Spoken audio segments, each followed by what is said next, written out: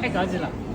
我们来吃这个铁锅炖大鹅，这么大的雪碧，你们看这个锅，这个是铁锅炖大鹅，这个应该是玉米的这个，已经贴进来，贴了4个饼，这个是鹅，这个是鹅肉，我们还弄了一个鱼，这么大一个鱼，这个太先进了，你们看。